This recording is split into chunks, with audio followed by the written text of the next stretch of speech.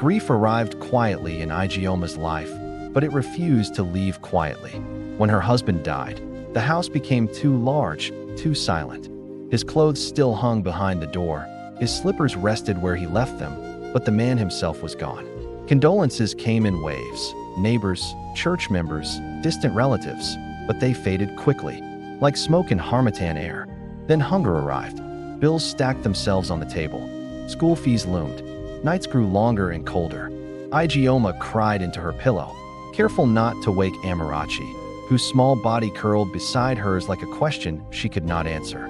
So when Emeka came, offering help, offering stability, offering a future, she listened. He spoke gently. He prayed loudly. He promised to love both mother and child. Within a year, Igioma wore another wedding wrapper, and she carried her daughter into another man's house, hoping God had finally chosen mercy. If you love African folktales like this, don't forget to subscribe, comment, and join our storytelling family for more magical tales. In the early days, Emeka played the role perfectly. He returned from work with small gifts, sweets for Amarachi, fabric for Igioma. He praised Igioma publicly, called her my blessing, and introduced Amarachi as his daughter. Igioma watched them together and felt relief settle in her bones. Amarachi tried to believe it too. Then, the looks came first. Not words, not touch, just looks. Emeka's eyes followed Amarachi everywhere. When she entered the room, they found her. When she stood to leave, they stopped her. When she laughed too loudly, they darkened. Amarachi was 9 years old, but she felt it immediately. Something was wrong. At first, the looks felt like accidents. A glance held too long. A smile that didn't reach his eyes. A stare that made her stomach tighten for reasons she couldn't explain. She tried to ignore them. Children are good at pretending danger isn't real. But the looks didn't stop. They changed. They began to command. Stay back, Emeka would say when she tried to follow her mother. Come and help me. Why are you always running? His voice was calm. Too calm. The kind of calm that did not invite questions. Amarachi learned quickly that obedience made things end faster. Then came the whispers. Low, sharp, meant only for her ears. Say anything, and no one will believe you. You know you're a child, right? I'm the one they respect in this house. The words settled inside her like stones. Fear moved in and made itself at home. At 9 years old, Amarachi stopped being a child. She began to watch. She learned to read Emeka's moods the way farmers read the sky. She knew when he was restless, when he was watching, when it was time to disappear. She learned which corners of the house felt safest, which hours of the day were most dangerous. She learned silence. She learned how to keep her eyes down and her voice small, how to pretend she hadn't heard her name, how to make herself invisible even when she was standing in the same room. Her mother, Igioma, noticed changes, but she was scared to confront Emeka her newfound joy. Amarachi no longer played. She no longer laughed freely. She flinched at footsteps. She clung to her wrapper like it could protect her. At night, sleep avoided her. She lay awake listening to the house breathe. The creak of doors, the shuffle of feet, the way fear made every sound louder than it should be. She counted heartbeats, whispered prayers, begged morning to come faster. Sometimes she imagined herself shrinking so small no one could see her anymore. Other times, she imagined screaming so loudly the walls would break and tell her story for her. But morning always came like nothing had happened. The sun rose. Neighbors greeted each other. Life moved on, and Emeka grew bolder. Silence fed him. Fear protected him. The house itself seemed to side with him, holding its breath, keeping secrets. Amarachi's childhood folded inward like a broken wing. Once meant to lift her, now bent and useless. Games lost meaning. Trust became something she no longer understood. Even safety felt temporary. In that house, innocence did not disappear suddenly.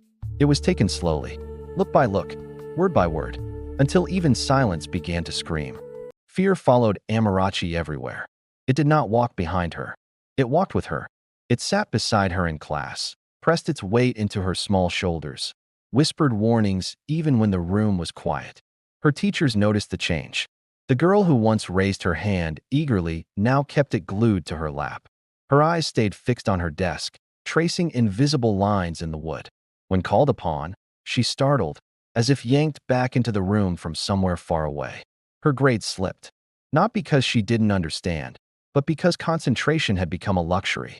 Her mind was always elsewhere, always listening, always preparing for danger that might come later. During break time, other children ran and shouted, chasing dust and laughter across the playground. Amarachi sat alone beneath the mango tree, knees pulled to her chest, watching shadows move across the ground. She counted time by the sun instead of joy. Laughter had left her quietly. No one noticed when it packed its things and went. At night, fear grew teeth.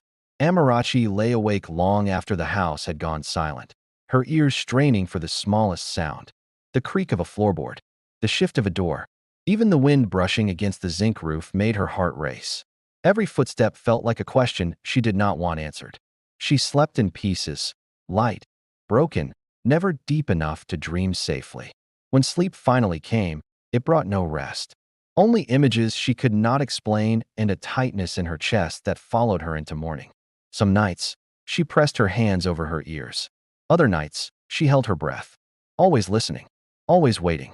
She wanted to tell her mother. The words gathered often, swelling inside her like a storm trapped behind glass. They rose to her throat at the smallest kindness, when Igioma braided her hair, when she served her extra food, when she kissed her forehead before bed. The words almost escaped, but every time Amarachi looked at her mother, she stopped. Igioma was happy, not the loud kind of happiness, but the quiet, settled kind. The kind that came from believing life had finally fallen into place. She smiled more now. She spoke proudly of her marriage. She stood taller among neighbors. Amarachi saw it all, and guilt wrapped itself around her fear. How could she speak when speaking might shatter that smile? How could she bring darkness into a joy that looked so fragile? Igioma defended Emika fiercely, sometimes without being asked. Not all stepfathers are wicked, she would say during conversations with neighbors. God gave me a good man. People talk too much. Each sentence felt like a door closing. Each word pushed Amarachi further into silence. Once, Amarachi tried. Just once.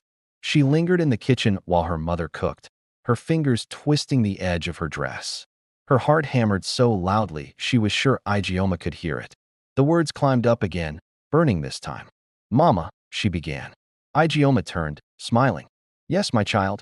The smile broke her. The words fell apart before they could form. Nothing, Amarachi whispered. She fled to her room and cried into her pillow, careful to make no sound. From that day, fear became a shadow. It followed her through corridors, sat beside her at the table, watched her from corners she couldn't escape. Even in moments of calm, it waited. Emika noticed her silence. He noticed how she avoided his eyes, how she stayed close to walls, how she stiffened when he entered a room. And instead of stopping, he smiled. Confidence grows where silence lives. The house itself seemed to change. Rooms felt smaller. Doors felt heavier. The air felt thick, like it was holding secrets no one wanted to name. Amarachi began to disappear in plain sight. She made herself useful, but unnoticeable. She learned how to move quietly, how to leave a room before being asked, how to fade into the background like smoke. Her childhood slipped away without ceremony. There were no goodbyes, no final games, no warning, just a slow erasing. At school, a teacher once placed a gentle hand on her shoulder. Are you all right? She asked. Amarachi nodded. The lie came easily now. At home, Igioma noticed the distance growing but blamed everything except the truth. Children grow, she told herself. Life is hard. School is stressful. Anything but this. Amarachi learned a painful lesson early. Sometimes the people who love you most are the hardest to convince. Some nights, Amarachi prayed for courage. Other nights, she prayed for invisibility.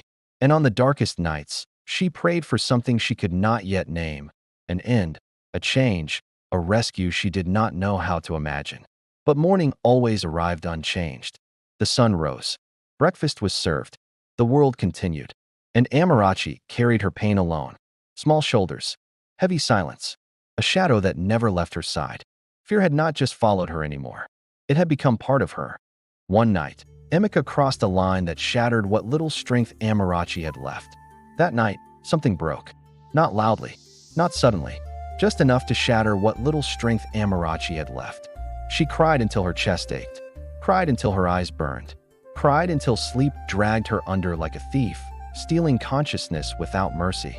When she woke before dawn, the house was still. too still.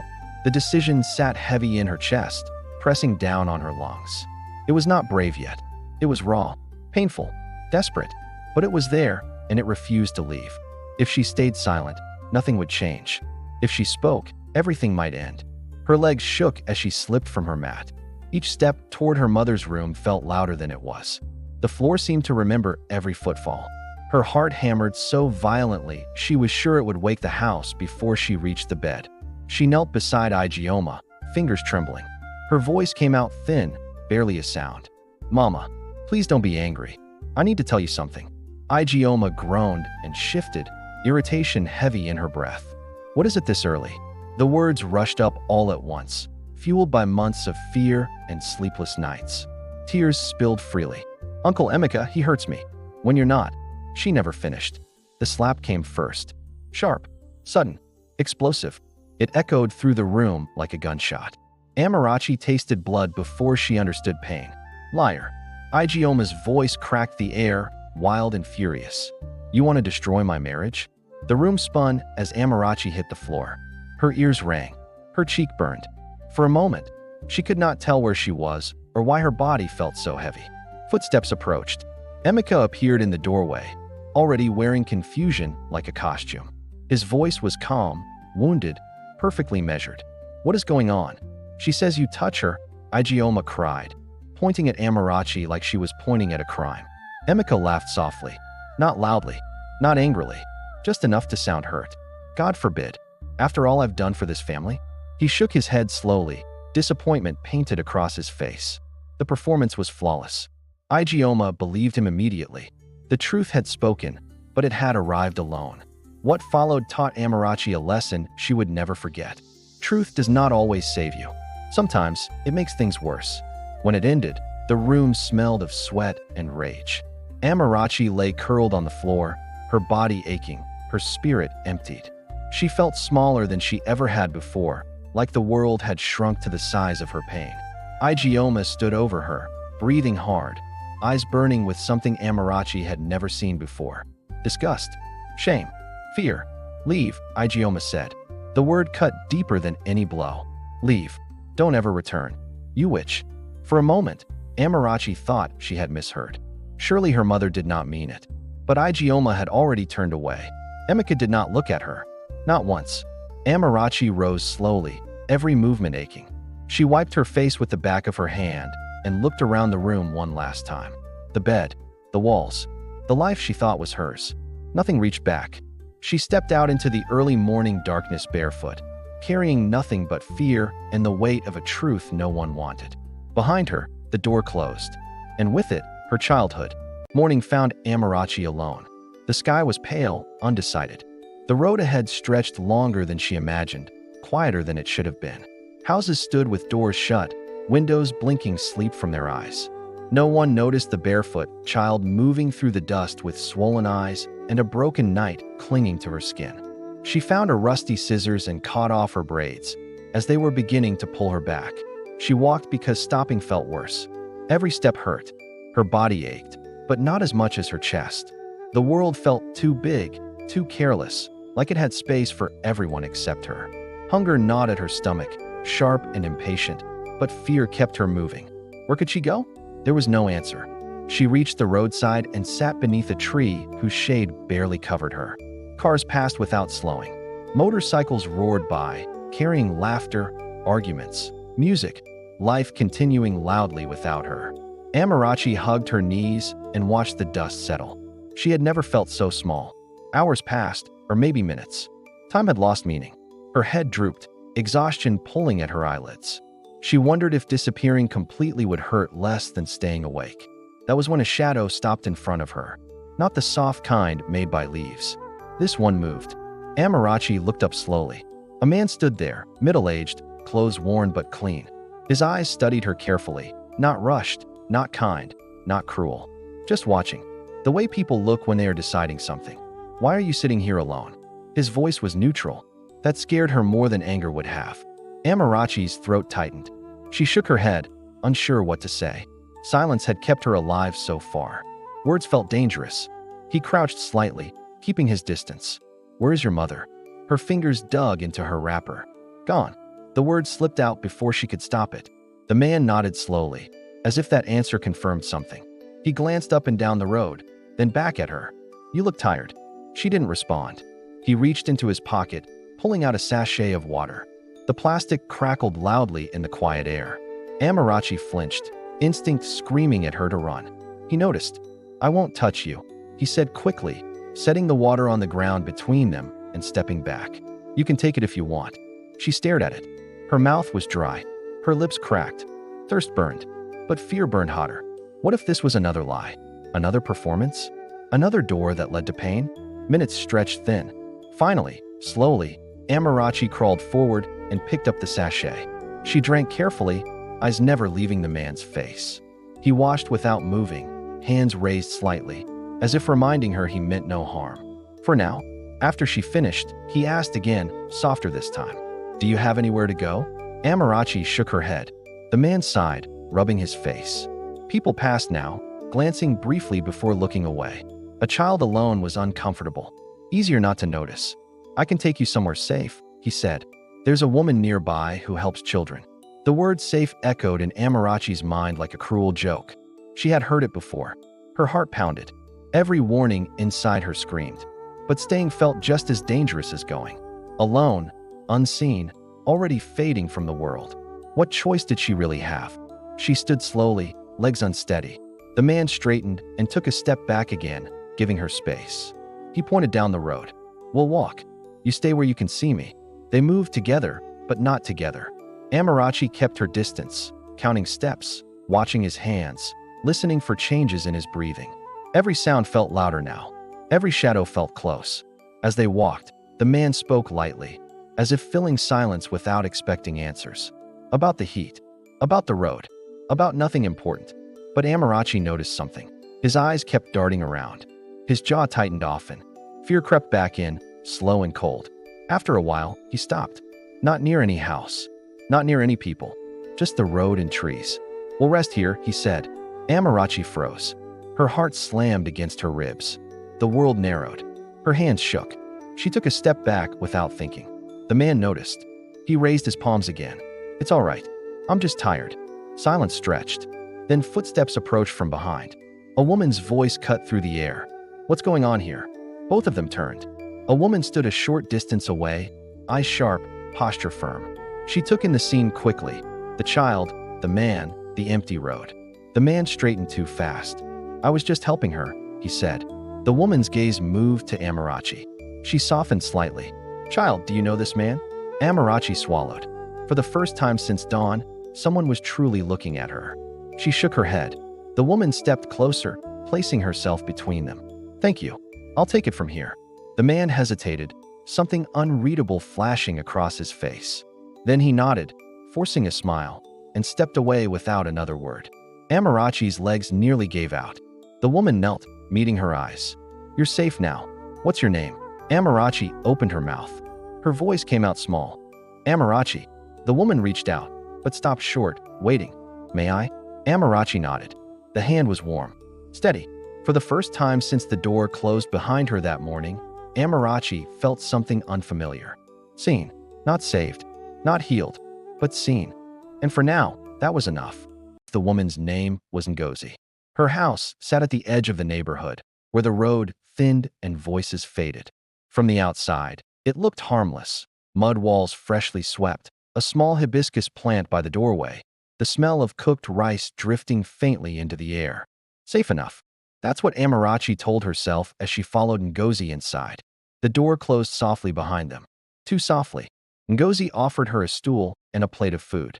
Amarachi ate slowly, carefully, like someone who had learned that good things could disappear without warning. Every bite felt like a question. Every swallow came with a glance around the room. The house was quiet. No radio. No laughter. No movement beyond the two of them.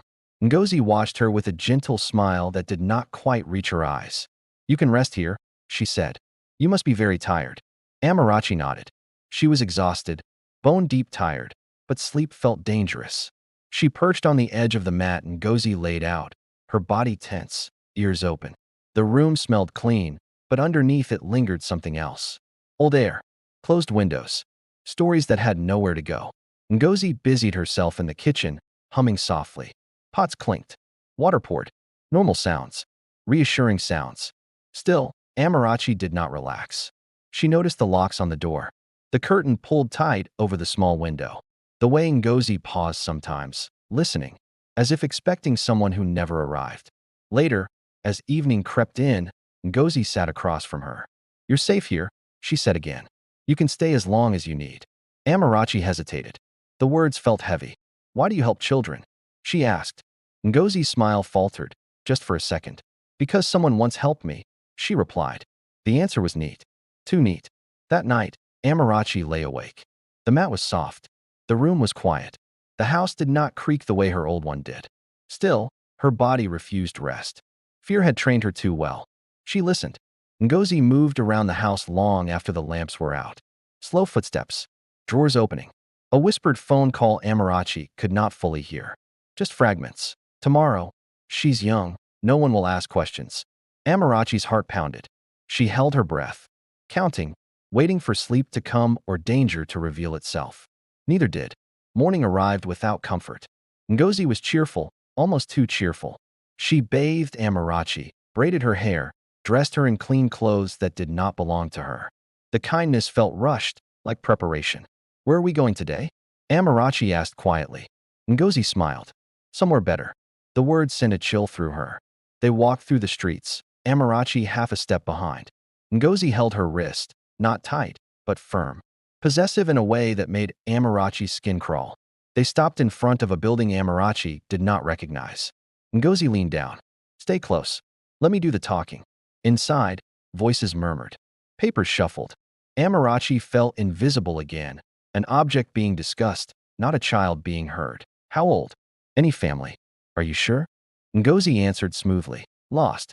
No one. I'll take responsibility." Amarachi's mouth went dry. She tugged at Ngozi's sleeve. "Mama." Ngozi's grip tightened. Later, back at the house, the mood changed. Ngozi was quieter now, watchful. Her kindness sharpened into control. "You must listen to me if you want to stay," she said. "The world is dangerous. People can take advantage of children like you." The words sounded familiar. Too familiar. Rules appeared where there had been none. Don't open the door. Don't ask questions. Don't talk about your past. When Amarachi mentioned school, Ngozi waved it away. Later, when things settled, that night, Amarachi found the door locked from the outside. Her chest tightened. She sat on the mat, knees drawn in, staring at the door until her eyes burned. The house that had felt like a rescue now felt like a cage, cleaner, quieter, but just as confining. Ngozi was not cruel. That was the problem.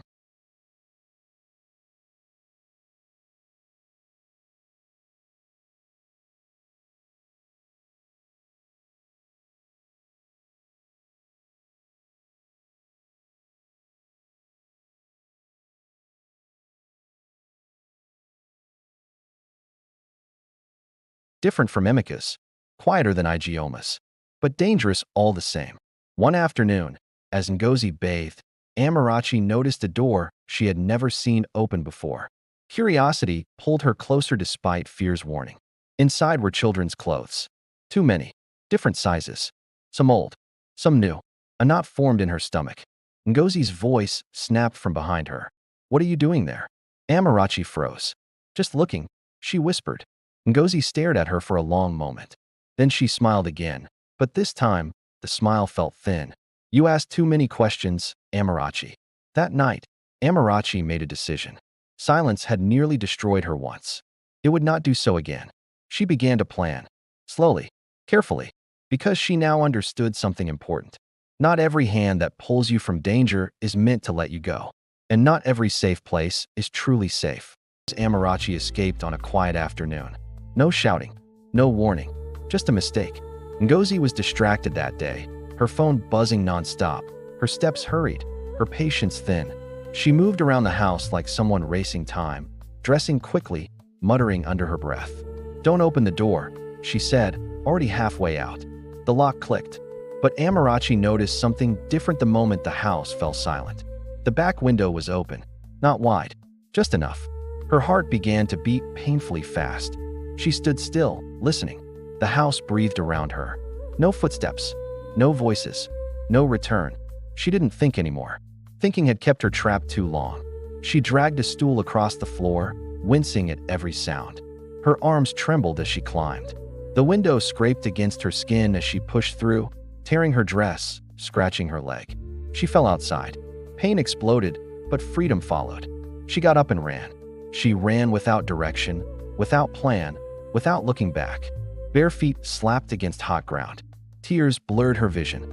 Her chest burned like fire, but she did not slow down until the world spun and her legs gave way beneath her. She collapsed by the roadside. Dust clung to her skin. Her throat felt raw. Hunger twisted inside her, sharp and cruel. She hugged her knees and rocked gently, trying to make herself smaller than the fear chasing her. Cars passed. People passed. No one stopped. The sun dipped lower. That was when Mama Ifeanyi saw her.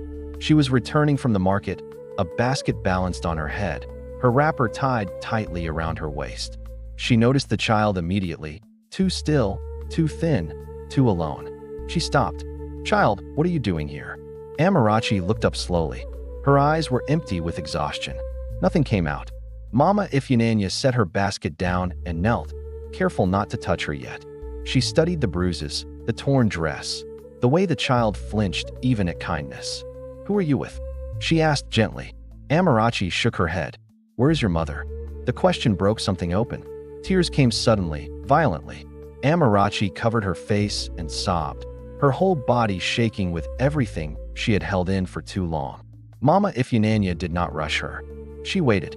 When the crying softened, she spoke again. "Come with me. You can rest."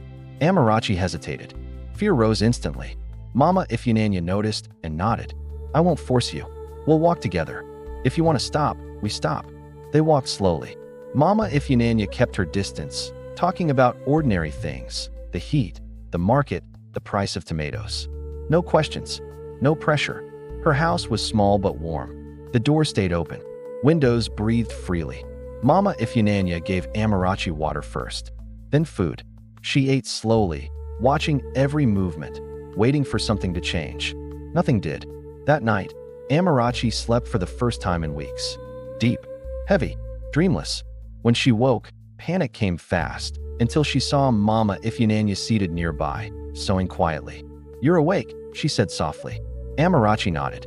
Days passed. Mama Ifeanyi did not demand stories.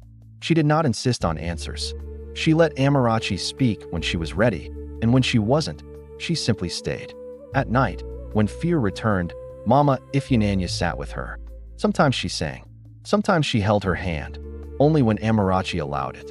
Slowly, trust grew, like a fragile thing learning how to stand. Amarachi returned to school. Mama Ifeanyi sold more clothes, worked longer hours, and never once complained.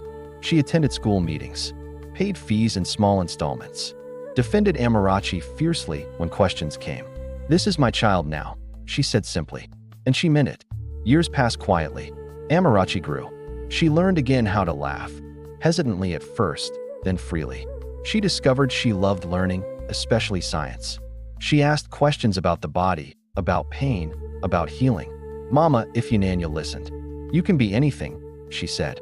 "Don't let your past decide for you." Amarachi studied harder than anyone, not out of fear, but purpose. She passed her exams, earned admission, left for medical school with Mama Ifeanyi's prayers sewn into her clothes. The journey was not easy, but she did not walk it alone. Years later, when Amarachi stood in a white coat for the first time, Mama Ifeanyi cried like she had never cried before. "You survived," she said. Amarachi smiled gently. "I lived." In the hospital, Dr. Amarachi was known for her patience, for how she listened, for how children calmed when she spoke to them. She understood fear. She understood silence. And she knew the power of one door left open and one hand that did not close it. Karma did not arrive loudly. It came on tiptoe. At first, it was only whispers. A woman pulled her child closer when Emeka passed. A conversation stopped when he joined it. A laugh died halfway through. He noticed, but told himself it was nothing. "People talk," he said. "People envy success." Then a rumor reached him. Vague, unclear, easy to dismiss. Something about a child. Something about a house. Something that did not sound complete. Emeka laughed it off, until another rumor followed. And then another. In the market, Mothers began to call their children indoors when he approached. Not openly, not accusingly, just quickly, instinctively.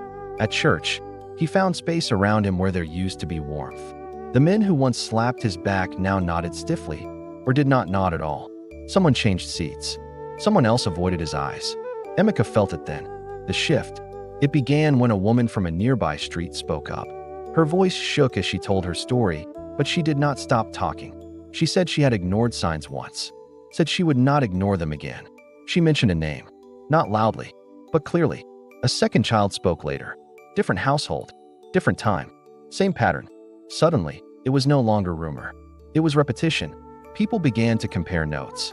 The times, the excuses, the looks that lingered too long. A pattern took shape. Questions followed, not from the police, not from authority, from the community. Where were the children now? Why had more than one disappeared from his reach? Why did stories sound alike even when told apart? Emeka was questioned quietly at first, by elders, by men who once trusted him. He answered smoothly, denied patiently, but denial works best in silence, and silence was gone. Men stopped greeting him, not out of anger, out of caution, the kind that says we see you, and we are stepping back. At home, the tension grew sharp enough to cut. Ijeoma noticed the change immediately. Neighbors no longer lingered at the door. Invitations stopped coming. Her name began to carry weight she did not understand. She defended Emeka out of habit at first, then out of fear. They are lying, she said. People want to destroy what we have. But doubt had already entered the room. It sat between them at night, listened when they spoke, waited when they slept. Emeka grew irritable. Every question felt like an attack. Every silence felt like judgment. He snapped easily now, pacing the house, listening for things that were not said. Ijeoma began to remember small things, dismissed things, moments she had pushed aside because facing them would have broken her world. A child who grew silent, a confession she slapped away, a door she closed herself. The marriage began to shake, not from shouting, but from cracks. Trust thinned, sleep shortened, peace left quietly.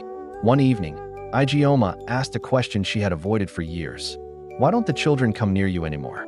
Emeka froze, just for a second, but it was enough. The answer came too quickly, too rehearsed, too sharp. Fear replaced denial. From that day, the house changed. They spoke less, argued more, avoided the truth circling them like vultures. Outside, mothers warned their daughters without naming names. Inside, Emeka sat alone, his power shrinking with every avoided greeting. The man who once controlled the house could no longer control the story. And Ijeoma began to understand something far more painful than anger. The marriage she protected at all costs was built on silence. And silence had finally turned against them. At gatherings, Emeka found himself sitting alone. At meetings, his voice carried less weight. Decisions were made without him, his opinions gently dismissed. He felt himself shrinking, not physically, but socially, spiritually, invisibly. At home, the marriage did not survive time untouched. It aged poorly. Ijeoma noticed first. She noticed the way neighbors stopped asking after her husband, the way invitations arrived with only her name written, the way people's smiles softened for her, but hardened for him. At first, she blamed jealousy, then gossip, then enemies she could not name. But years have a way of bringing old memories back with new clarity. A child's trembling voice, a confession she refused to hear, a slap she never apologized for. Those memories returned at night, when the house was quiet and denial had nowhere to hide. Emeka changed too. The confidence that once filled rooms now evaporated quickly. He became defensive, short-tempered, easily angered by small things. He drank more, slept less, laughed rarely. They argued often. About money, about respect, about nothing at all. Their marriage was cracking under the weight of what had been ignored. Years later, when Emeka lost his position in a community group, no one protested. When he stopped being invited to mediate disputes, no one asked why. When his name disappeared from lists it once topped, the silence was complete. Ijeoma watched it all unfold, and slowly, painfully, she began to understand. The whispers were not punishment. They were protection. The community had not waited for proof. It had listened to patterns. It had chosen caution over politeness. It had closed ranks quietly, the way villages sometimes do when danger wears a familiar face. One evening, years after Amarachi vanished from their lives, Ijeoma stood alone in the compound at dusk. Children played nearby, but none came close to the gate. She watched them laugh, run, stumble, rise again. A sudden ache tightened her chest. She wondered where Amarachi was. If she was alive, if she was safe, if she had learned to trust anyone again. The question haunted her. Emeka avoided the topic entirely. When Amarachi's name surfaced accidentally, his face hardened. His voice sharpened. The past, he insisted, should stay buried. But some things rot underground. They poisoned the soil. As years stretched on, Emeka became a man people remembered with caution instead of admiration. His presence no longer commanded space. It emptied it. The world had not destroyed him. It had simply moved him aside.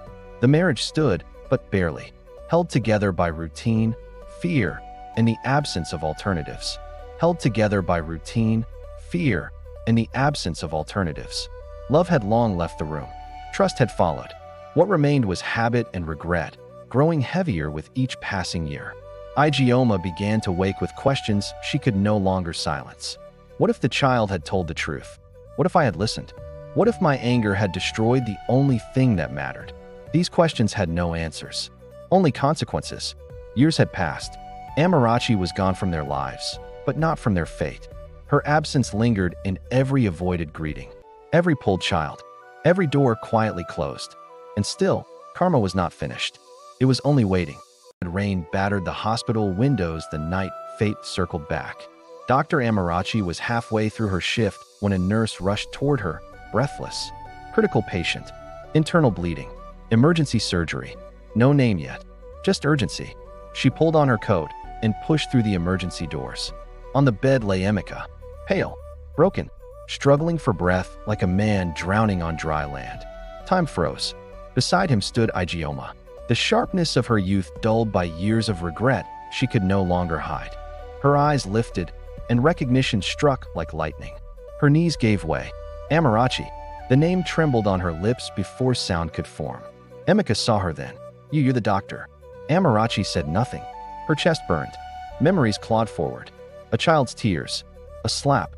A door slammed shut forever. This man needed her hands to live. Ijeoma collapsed fully onto the floor, sobbing without dignity. My daughter. I was blind. Please, please save him. The room held its breath. For one heartbeat, the past screamed for revenge. Then Amarachi turned away. Prep the theater. Now. Her voice was steady, professional, unbreakable. The surgery stretched for hours. Blood was replaced. Damage repaired. A life pulled back from the edge. When it was over, Emeka lived. Amarachi removed her gloves slowly, as if shedding something old. She walked into the waiting area where Ijeoma sat trembling, hope and terror locked in her eyes. He'll survive. The words broke something open. Ijeoma wept openly. Thank you. Forgive me. Amarachi looked at her for a long moment. I forgave you a long time ago. Not for you, but so I could live. She turned to leave, then paused. Never ask me to call you Mama again.